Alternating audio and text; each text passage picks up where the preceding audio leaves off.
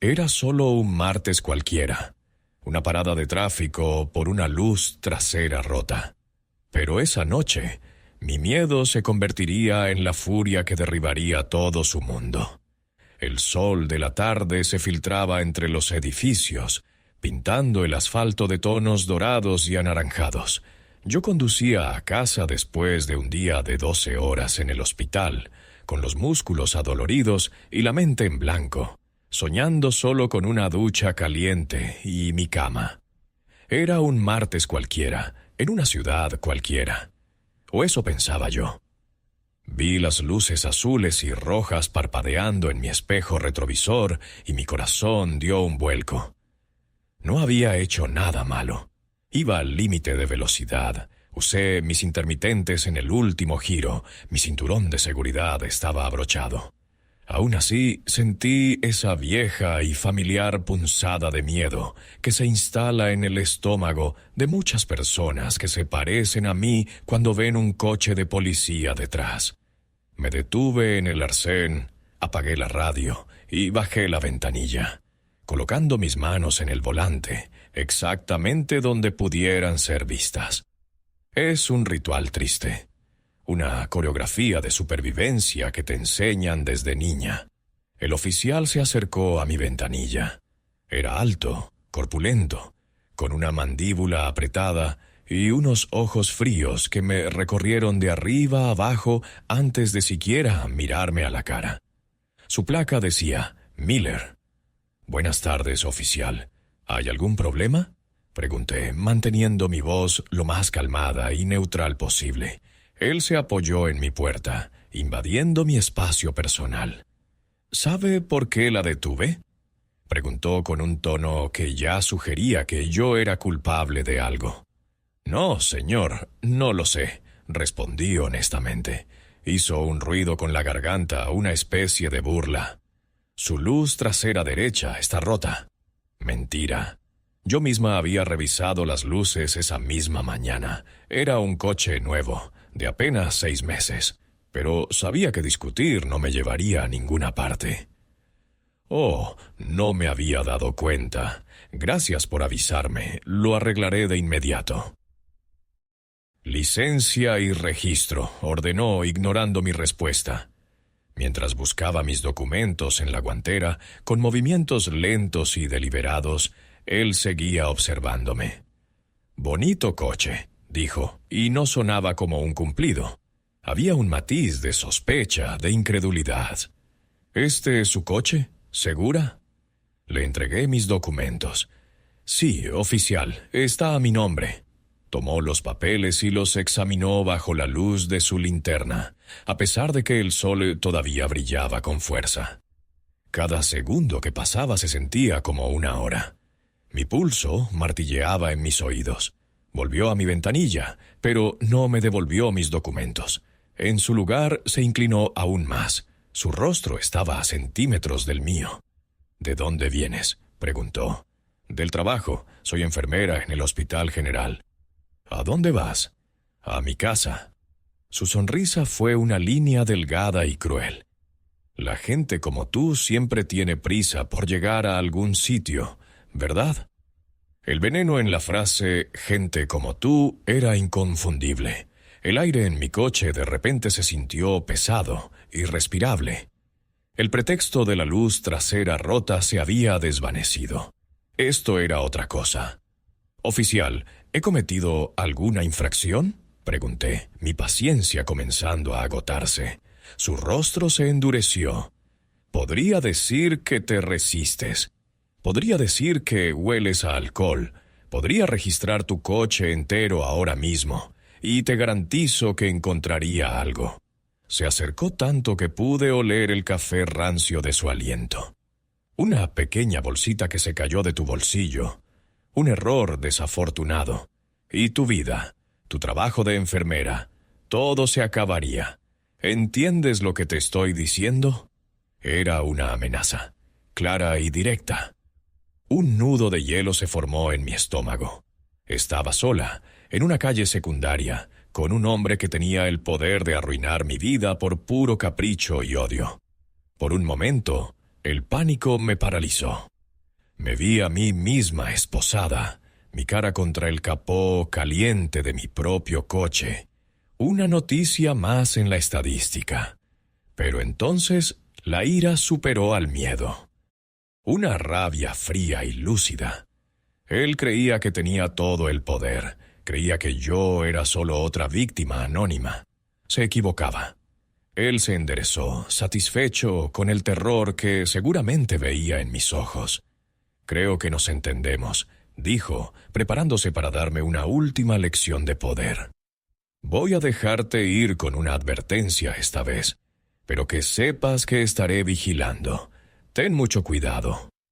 Se dio la vuelta para regresar a su patrulla, con la arrogancia de un rey que perdona la vida a un campesino. Pero yo no arranqué el coche.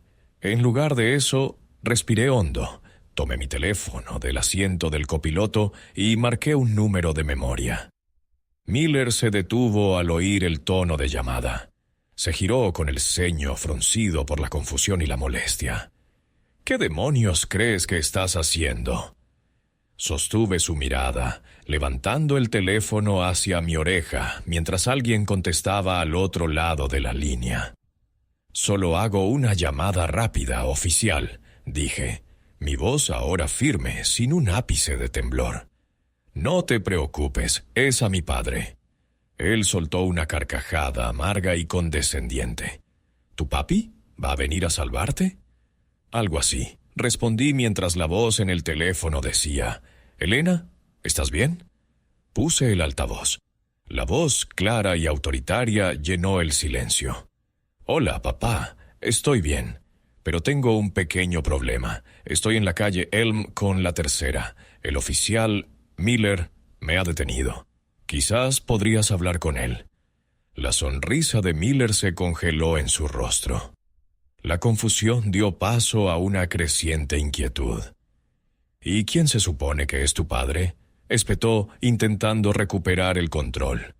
Miré su placa, luego sus ojos, y dejé que una pequeña sonrisa se dibujara en mis labios. «El jefe de policía, David Carter».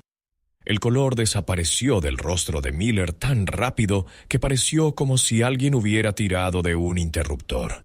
Su piel pasó de un rojo airado a un blanco ceniciento. Sus ojos, antes fríos y duros, ahora estaban dilatados por el pánico. Tragó saliva, y el sonido fue audible en el tenso silencio. Abrió la boca para decir algo, pero solo salió un balbuceo incoherente. Desde el altavoz de mi teléfono, la voz de mi padre cortó el aire como un cuchillo. «Elena, pásame al oficial, por favor». Le extendí el teléfono a Miller. Sus manos, que antes parecían tan firmes y amenazantes apoyadas en mi coche, ahora temblaban de forma visible mientras lo tomaba. Lo sostuvo junto a su oreja como si fuera un objeto extraño, venenoso. «Sí, señor», dijo, su voz repentinamente aguda y temblorosa. La voz de mi padre, aunque amortiguada por el teléfono, no perdió ni una pizca de su autoridad. «Ponga el teléfono en altavoz y colóquelo en el techo del vehículo de mi hija. Quiero que ella escuche todo». Miller obedeció al instante, moviéndose con una torpeza que rozaba lo cómico. Colocó mi teléfono en el techo de mi coche. Ahora ambos estábamos a merced de esa voz. «Oficial Miller», comenzó mi padre con un tono peligrosamente tranquilo. «Me gustaría entender por qué detuvo a mi hija». «Señor, jefe Carter, señor, su luz trasera estaba rota», tartamudeó Miller mirando al suelo, a sus botas, a cualquier sitio menos a mí. «Qué extraño», continuó mi padre.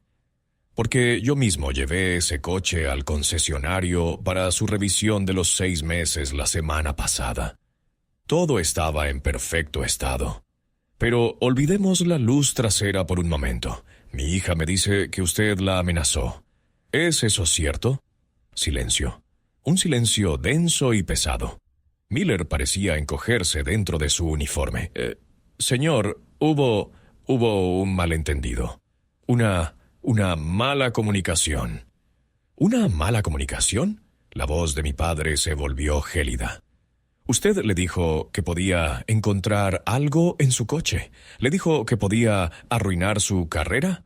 Porque eso no suena a mala comunicación oficial. Suena a coacción, suena a abuso de poder, suena a un delito.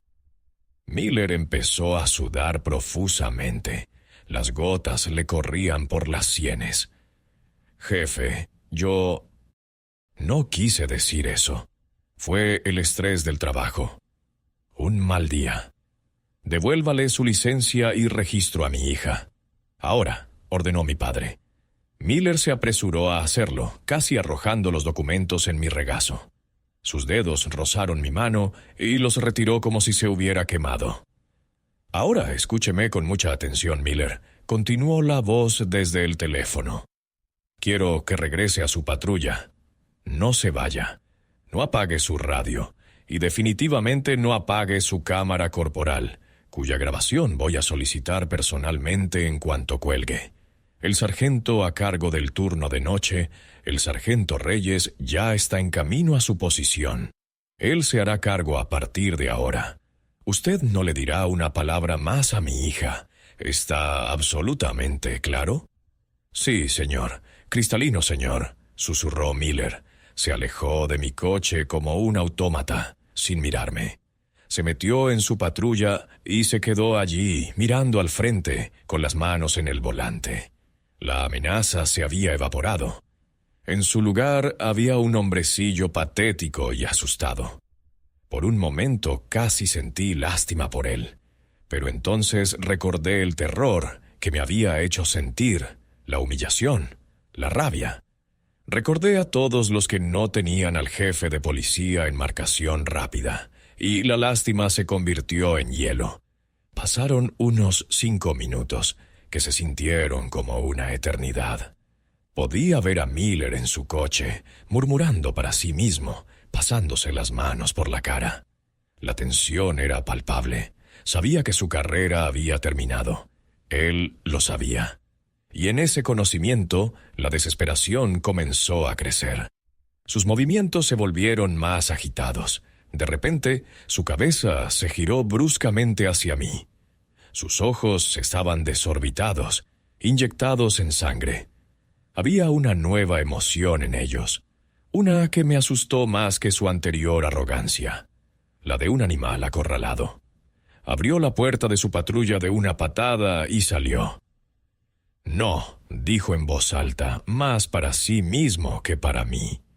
«No, no voy a permitirlo». Caminó de nuevo hacia mi coche, pero esta vez no había rastro de su autoridad de policía, solo pura y salvaje desesperación. Se detuvo junto a mi ventanilla, su rostro contorsionado en una mueca de pánico y rabia. «Esto es tu culpa», siseó, golpeando el cristal con los nudillos. «Me has arruinado». «Usted se arruinó a sí mismo», respondí, mi voz más firme de lo que me sentía. Su mirada se desvió hacia mi teléfono, que seguía en el techo de mi coche, con la llamada aún activa. Una terrible comprensión cruzó su rostro. La llamada, está todo grabado. La amenaza, todo. Sus ojos se clavaron en los míos, y vi una locura en ellos que me heló la sangre. Si esa grabación desaparece, es mi palabra contra la tuya. Antes de que pudiera reaccionar, se abalanzó sobre mi puerta, no para abrirla, sino para alcanzar el techo. Su mano se cerró sobre mi teléfono. «Dame eso».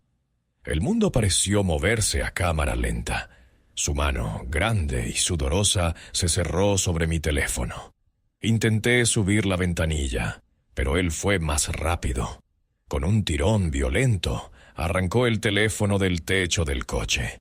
La voz de mi padre, que gritaba su nombre a través del altavoz, se cortó abruptamente. Por un instante pensé que lo iba a estrellar contra el asfalto. Pero Miller no era estúpido, solo estaba desesperado. Sabía que destruir la prueba solo empeoraría las cosas. Escúchame, gruñó, inclinándose hacia mi ventanilla, sosteniendo el teléfono como un trofeo. Vas a llamar a tu papi. Le vas a decir que te has asustado, que has exagerado, que yo solo estaba haciendo mi trabajo y que todo ha sido un malentendido. Lo vas a arreglar, ¿entiendes? Su aliento, una mezcla agria de miedo y café, golpeó mi cara. Pero algo en mí se había roto. El miedo había sido reemplazado por una ira helada y una determinación de acero. Ya no era la víctima asustada en el arcén. Era la hija del jefe de policía, sí, pero más importante, era una mujer que se negaba a ser intimidada. No, dije en voz baja y clara. ¿Qué? Su rostro se contrajo. He dicho que no. No voy a arreglar nada. Vas a enfrentar las consecuencias de tus actos, oficial Miller. Una luz salvaje brilló en sus ojos. Levantó el teléfono, como si fuera a golpearme con él. Pero justo en ese momento, el sonido de sirenas llenó el aire, creciendo rápidamente en volumen.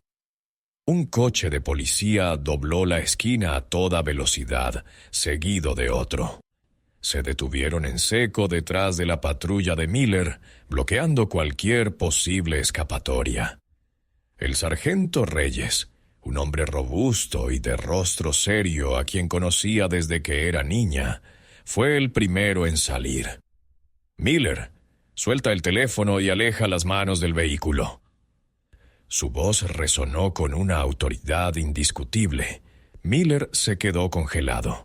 El teléfono se le resbaló de los dedos y cayó al suelo con un ruido sordo. Miró a los coches de policía que llegaban, luego a mí, y la lucha se desvaneció de su rostro, dejando solo el vacío de la derrota. Levantó las manos lentamente. Reyes se acercó. Me dedicó una rápida mirada tranquilizadora y luego se centró por completo en Miller. Estás relevado del servicio, Miller. Estás bajo investigación por abuso de autoridad, coacción e intimidación. Dame tu placa y tu arma. Vi cómo le quitaban el arma, cómo le despojaban de la placa que le daba el poder que tanto había abusado.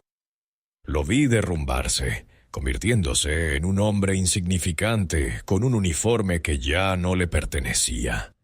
Lo esposaron y lo metieron en la parte trasera de una de las patrullas.